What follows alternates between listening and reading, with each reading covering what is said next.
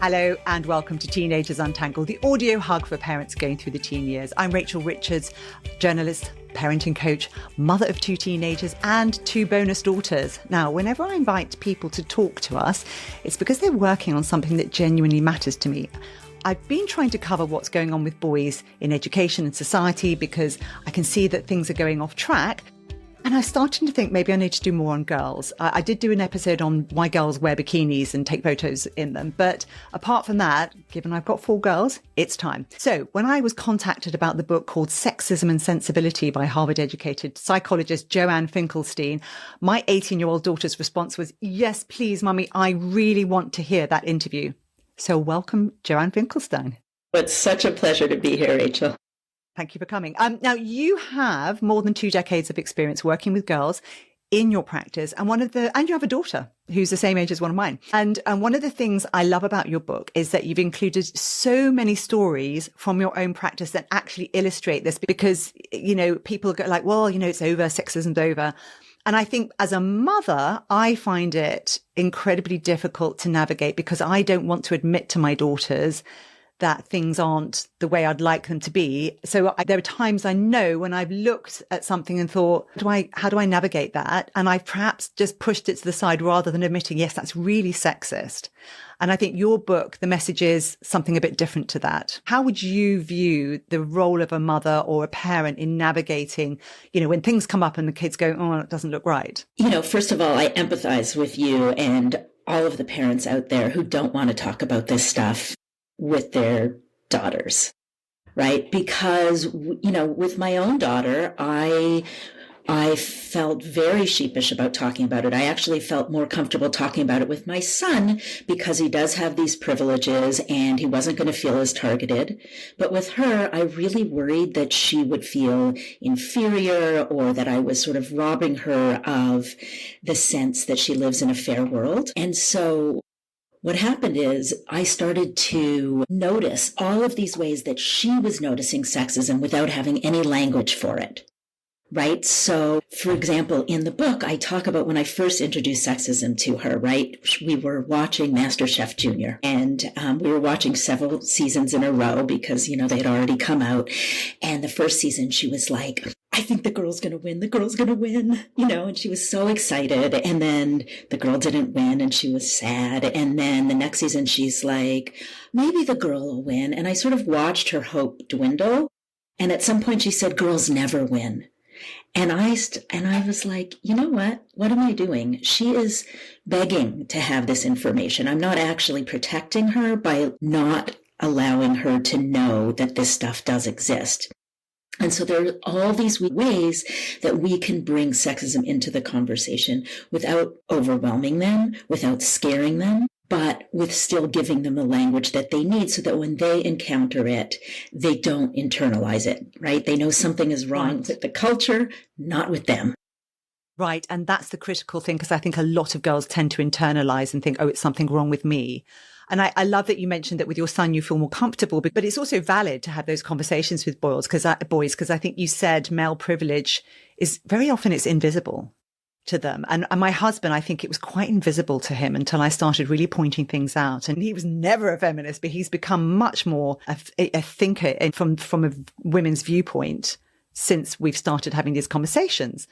Mm-hmm. So let's have a look at some of the things that you talk about in the book, which really will help us parents see how we can navigate through this. So, for example, things like dating rituals. We see so much about sort of marriage proposals and prom proposals, which isn't such a thing in the UK. But there's this whole thing you see on social media where everyone goes, oh, this is so lovely. She's finally found the man, and that validates her. And there's this double bind that girls find themselves in. Yeah, I think what you're getting at is this sort of passive role that we put girls in by sort of pushing this narrative of benevolent sexism, right? Like most of us know that hostile sexism is bad, right? But benevolent sexism can really seem courteous and like a compliment to women. But what it's pushing is narrative in heterosexual relationships that the man is active and the woman is passive, and she has to wait around for him to ask the question and to, ask her out, and then paying for dinner can feel really good. And I'm not suggesting you never, you instruct your kids never let a guy pay for dinner.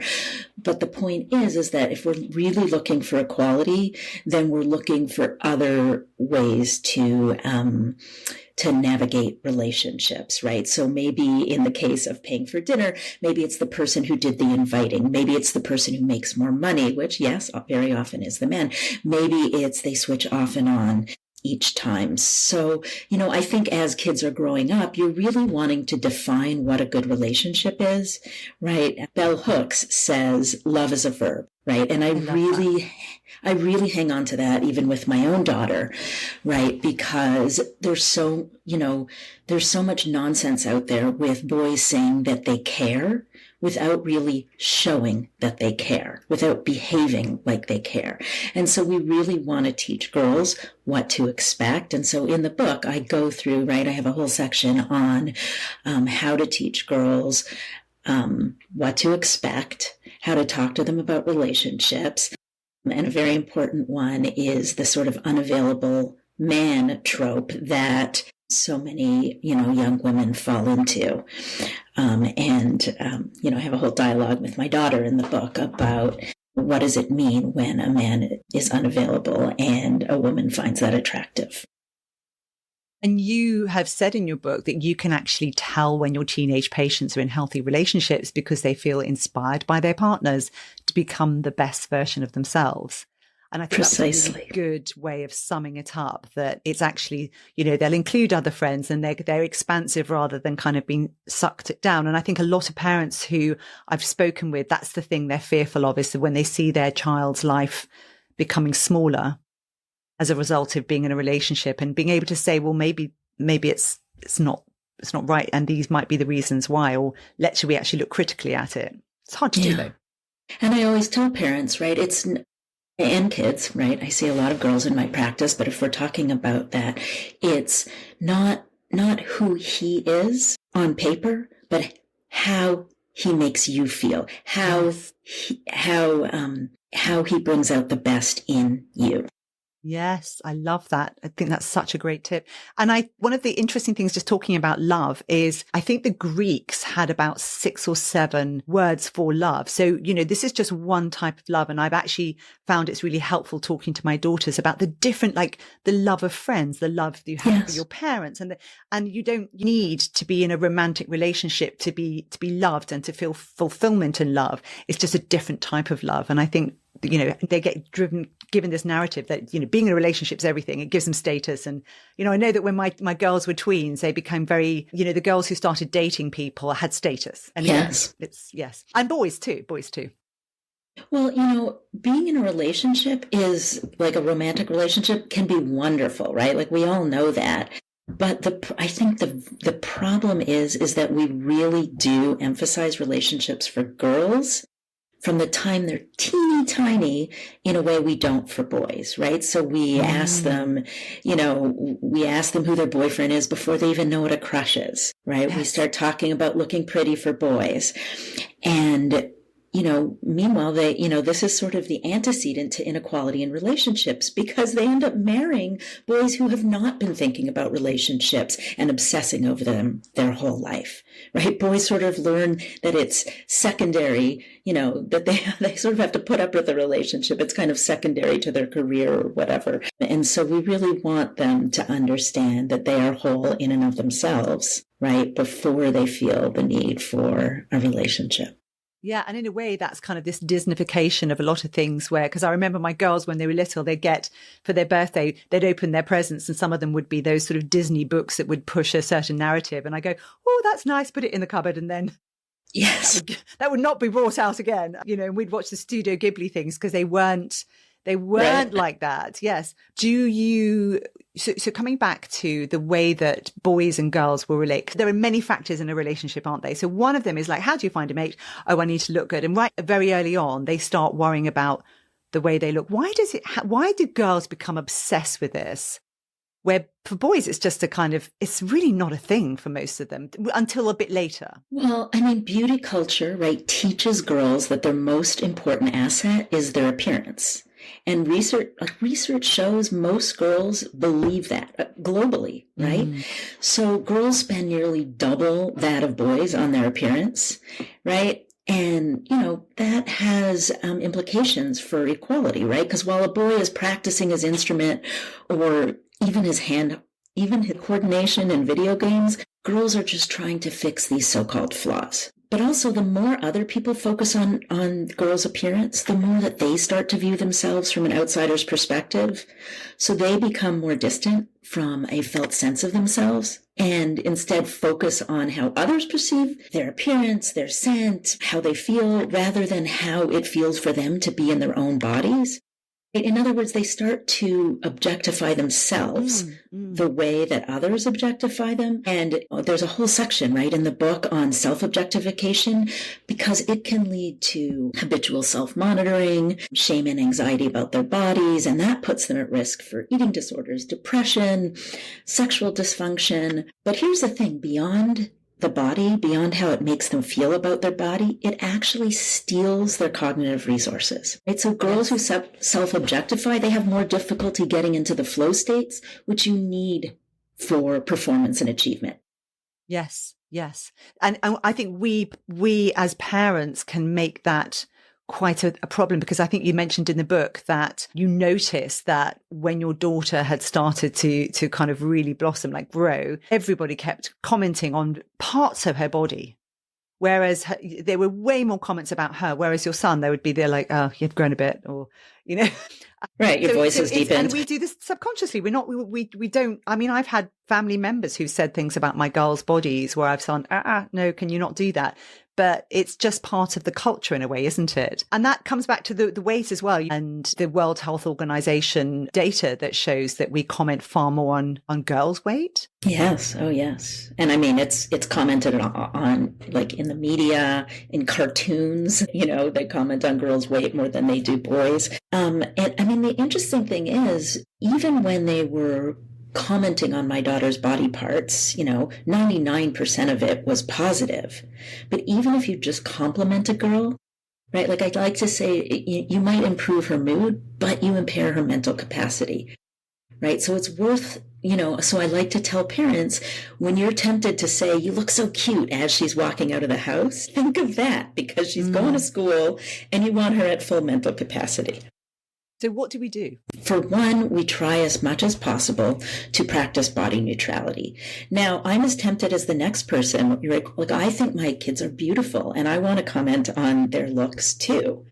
But as much as possible, first of all, I notice that I am commenting so much more on my daughter's body than my son's, or on her appearance, or on what she's wearing, as do almost all parents, right? So we want them to understand that there's so much more to them, to their looks. We do not want their body image to be the center of their self-image, right? And so if we're going to talk about bodies, we're going to be talking about what they can do. Right. And and how strong they are, but we're not going to really focus as much as possible on their appearance. And, like anyone who's had a teenage girl and they found their kid balled up in tears saying she's ugly, like it's so natural to say, what are you talking about? You're so beautiful, because to us they are. But what it does is it emphasizes, or it confirms that pretty is important. And we don't want to do that, right? We want them, and they don't buy it. If we say they're beautiful, but they've gotten messages from elsewhere that they're not. So what we want to do is really help them become critical of the culture that they're growing up in, that makes girls think, that makes even the most traditionally gorgeous girls think they're not good enough. Yeah. And my daughter, when I interviewed her about this, said to me what she found really helpful was that the saying, yes, you look wonderful, but that's the least interesting thing about you. Yes. Because again, it sort of just emphasizes what else they like to just go, oh, well, what else is it? Okay. One of the statistics I saw in your book really shocked me, which was, and it's linked into talking to our kids about sexuality, another thing a lot of parents find super hard. And I've done an episode on pornography. I've done an episode on sexting, but I think there's still a lot of hesitancy about covering this. And the problem is our kids are seeing things that we don't have a lot of control over. And one of the things you said was that cosmetic vaginal surgery increased 262% between 2012 and 2018. And a huge spike among teens. The American College of Obstetricians and Gynecologists had to issue guidelines to doctors saying, can you please re-educate these kids? But how do we talk to them about something as intimate as the sorts of things we're talking about, like intimate self-concept, their feelings about their own body, when they're being hypersexualized by pornography and the media? What kind of ways in can you see for us parents to have those conversations? Yeah. You mean in terms of like how to introduce the idea that they're sexualized? Yes. And for example, hair. What would you say to a child if you said, oh, mommy, I need to get my hair, X bits of hair removed? How do you have conversations with girls about that? Yeah, I mean, that's a great question. So I think, it starts really young when you're starting to point, and I mean, it doesn't have to, if you haven't done it already, it's never too late. But basically, the younger you can start, the better, where you're pointing out on television, in the news, in the media, if you're at the grocery store and you see at the checkout counter and you see a magazine, you're pointing out how girls in these situations are talked about in ways that boys aren't, right? Like we were saying before, that their weight becomes important, that how they look becomes important, that in characters on television, we see that their ability to get things done through STEM and physicality is emphasized. But for girls, it's so often through their looks. And so you're sort of gently over time bringing up the idea that they are sexualized, right? And then as soon as they start to become start to go through puberty, they're going to very quickly realize how sexualized they are, right? Because people are, grown men are going to start to look at them differently. They're going to get catcalled on the street. And so you're going to be really honest with your kid and say that as girls start to grow into women, sometimes their bodies become more important to some people than the rest of them, than their intellect, than their mind, than what they can do, than their talents, and that's not okay. And that there's a lot of women out there that are fighting to make that different, but it's something you want her to be aware of, right? And you can talk to them about the research, right? You can talk to them about how cosmetic surgery has increased because girls are looking at people on the internet who have filters put on and have had, or influencers that are getting put in their feed, because they are being promoted by the algorithm, right? And making girls think that everybody has these like long cartoonish eyelashes and big boobs and small waists, and, that they're going to start to think that that's actually attainable and that most people have that, and it's really not true. And help them see out on the street, like, look around you. People do not look like that. Yes, it's so helpful. And you mentioned in the book that, some of the data that's adding up about Instagram is starting to be really clear, that it's not just that there's a coincidence that actually Instagram is, or many of these apps, but Instagram is TikTok, actually, it's increasing anxiety amongst girls. And what I learned talking to my 18-year-old about this was that she said, when I was a young girl, I would be looking at things on Instagram. So she got it about 12, 13. Should I be looking at things on Instagram? I thought about them as girls, but I didn't think about the fact they were 20-year-olds and that their bodies had already formed. And I kept thinking, what's wrong with my body? I don't look like that. And it's this. So I love what you're saying, is this kind of actually being honest about them and being explicit about the differences between, somebody who's an influencer and the way their body's going to look and work, compared to particularly young girls who are very vulnerable. Because I think you said that, I think is it the age group 10 to 12 where they don't even have that cognitive flexibility where they can understand that things would be viewed differently. Am I right? Is that? Yeah. Yeah. Well, right. I mean, they're just coming into more abstract thinking. Yes. And so that is why, like, co-watching or actually having explicit conversations with your kids about what they're seeing on social media is so important, like especially at that age or even earlier, because they're exposed. Even if we think we're protecting them, they somehow get exposed to it, right? And they're just figuring out who they are. So comparing themselves to others, like, comes with the territory of adolescence. But as they scrutinize their posts of their as they scrutinize the posts of their peers, they're measuring their complex, imperfect offline selves against the idealized online selves of their friends. Yes. And others, which, is this like two-dimensional, highly curated photo most of the time. When you and I were younger, right, we maybe coveted the glamour of celebrities, but we mostly understood that it was unattainable. But our daughters are comparing themselves with their peers, and research shows that it's much harder to apply critical thinking skills to images of peers. So girls forget that it's Snapchat's smooth, soft skin feature, and so that's why we need to be there to remind them constantly that what you're seeing is not real.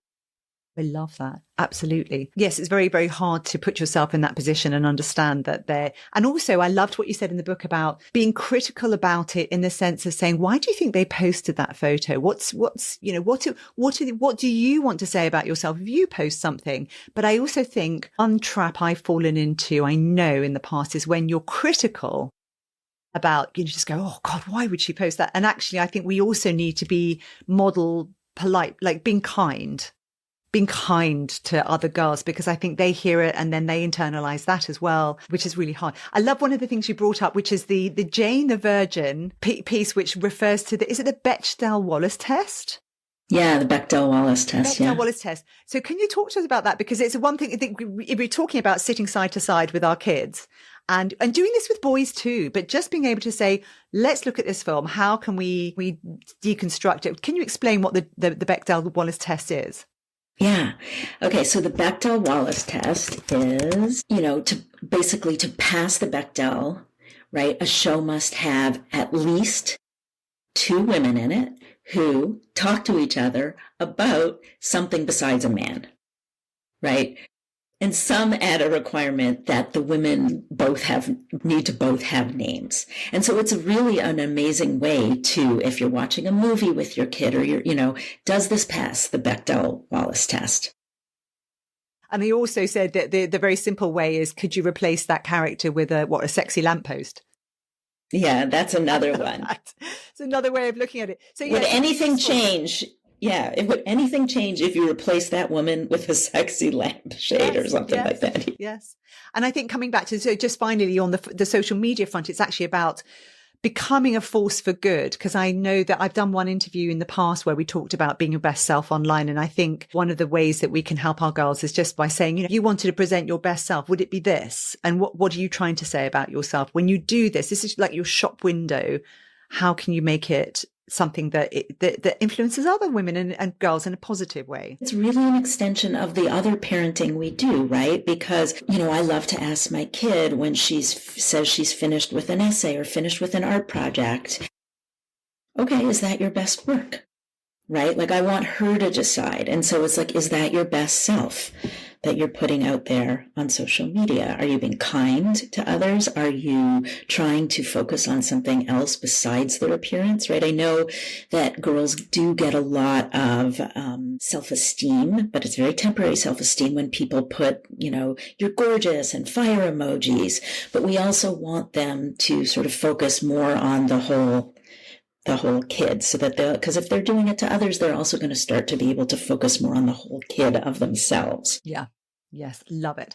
And coming back to the sort of the pornography and the sexting, one of the things also that I saw in your book was that a 2020 survey asked 2,000 kids aged 9 to 17 about their sexting behavior. Tweens 9 to 12 years old reported sending twice the number of nude selfies compared with similar findings of the previous year. And that's that's 2020. So that's several years ago now. And I've seen a lot of parents saying, oh, I caught them, my daughter sent something. And there's an amazing book, which is called When You Lose It, which was written by a mother and daughter, where the daughter had sent sexy sextings and it had blown up. And the impact, the psychological impact it had had on everyone. So, you must have seen this. If you were going to be talking to a girl about this topic, how would you broach it with them, and how would you deal with it if they had sent something and everybody had shared it? There's a story in the book very similar to the one that you were just talking about this girl named Daphne, who, she was a really good kid. She had never done anything like this in her life, but she had gotten asked to send a nude. She thought she was talking to a stranger. She had, well, I won't tell the whole story, but it's a very compelling story and a very upsetting and sad story. But basically, if I were talking to a kid who had actually done this, I would absolutely stay as far away from shaming as possible, right? Daphne, the reason I was bringing her up is she's a really good example of somebody who was just being curious about sex, it felt safer because it was someone she didn't know. And, it turned out that it wasn't safe, and it was someone she knew who spread it at school. And so the most important thing is to let your daughter know that you are there for her, that you understand, what compelled her to do it, but that it's not safe. And, to really be there for her as much as possible and to not blame her. She will have learnt the lesson in so many ways that she doesn't need your punishment or your shame. And coming back to that narrative, the sexist narrative, which is, the guys, I've heard and witnessed young boys sending, endless texts to girls saying, send me nudes. And the girls are the ones going, oh, and that's a really hard thing to be a position to be put in, particularly if you're in a relationship with them. So understanding and being compassionate for the situation that they get in and giving them ways to manage it and get out is really important. And I don't want to leave without talking about women's and girls being able to find their voice and being able to talk and feel that what they have to say is important. I read that you said university research found men interrupted their female conversational partners 33% more often than they interrupted other men. So I think... And men and women interrupt women more. Really? I didn't read that. Okay, I didn't catch that. So that's really interesting. So women, whatever you're doing, whatever you're trying to express, you're going to feel under pressure that at some point someone's going to interrupt you. And one of the things you pointed out was there is this double bind where if a woman or a girl asserts herself more, then she's perceived back. Right. We see that kind of behavior as assertive in boys and men, but aggressive in girls. Right. And so, what I like to talk about, or what, a big section of the book is on entitlement, right? So being called entitled is usually pejorative, and we use it when we think somebody expects too much. But over and over, I see girls in my practice who aren't entitled enough, right? Who lack a healthy sense of entitlement, right? And so, Rachel, to put it into concrete terms, by third grade, girls begin to ask for less than boys. Right? One study found that when children were given the opportunity to negotiate for their favorite stickers, the older girls asked for 2 fewer than the boys, but only when negotiating with a man, right? And that reflects the same gender gap in negotiation that we see in adults. So what lessons are we imparting to girls subliminally or directly that lead them to believe they deserve less, especially with regard to speaking up? Like you said, respect, money. Well, for one, if they speak up, they're often interrupted. For two, we teach them being liked is more important than being respected. In terms of money, we don't talk to them about money nearly as much as we do with boys. Research shows that across the board. And we don't give them as much money as we do with boys. You had some shocking statistics for that. And I've actually brought my daughters up with an allowance system where they have to negotiate with me every year. First time I did it, my daughter she wanted to do it on WhatsApp, and she cried and she's like, I don't like this. And I said, I don't want the first time that you have to have a negotiation to be with your boss. You know, I want it to be someone. I love that so much. I love that so much. So I have an episode on that I'll mention in the podcast notes. Look, we could have covered so many things. I think your book's amazing. You don't have to read absolutely all the fine detail to find the great tips, because you kind of have a little, you point them out, like, do this as parents, do this. So it is actually written with us parents in mind, ways that we can really support our kids. But there's lots and lots of detail there. And I think men reading it would probably be a bit shocked. Well, like being in a patriarchal, sexist society, it hurts boys and men too, right? We're robbing them of so much of their humanity. So it's not a good system for anybody. Yeah. And just to finish on what you've just said, we did an episode looking at emotional maturity. And the thing that absolutely blew me away was the problem with lacking emotional maturity is a loneliness. There's sort of just deep loneliness because you can't actually have conversations with people about things that really matter to you. And when I read that, I just thought, this sounds like so many men, which would explain why, this is why it's so damaging to our boys and our men if they can't have these conversations, because they will be lonely. Yeah. And that. Well, and I mean, right. It's because that, like, talking to others, connecting with others, being cooperative, we don't teach that to boys because it's considered emasculating. And what it is it's creating this real crisis of connection. Yes. No, I love that. Thank you so much. If people want to contact you, is there a best place to go? I've seen you on Instagram. Are there other places? Sure. I'm on Instagram, like you said. I'm at joannefinkelstein.com. I have a Substack newsletter that's very active at joannefinkelstein.substack.com, and I'm on TikTok. Fantastic. Oh, I'm not on TikTok. Ooh, I should check it out sometime. I just haven't got there yet. It's kind of new. It's kind of new for me, but it's been really fun. Good for you. Good for you. Right. That's it. If you enjoyed this episode, please right now share it with somebody else who might find it useful. Go out and buy the book. And you can contact me on teenagersuntangled@gmail.com, or go to my website to search for every other episode, which is www.teenagersuntangled.com. That's it for now. Have a great week. Bye-bye.